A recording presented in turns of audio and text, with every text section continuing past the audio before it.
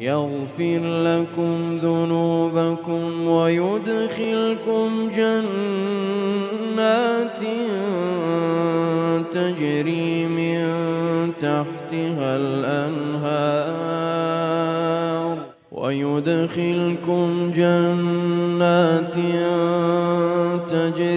من تحتها الأنهار ومساكن طيبة في جنات عدن ذلك الفوز العظيم. وأخرى تحبونها نصر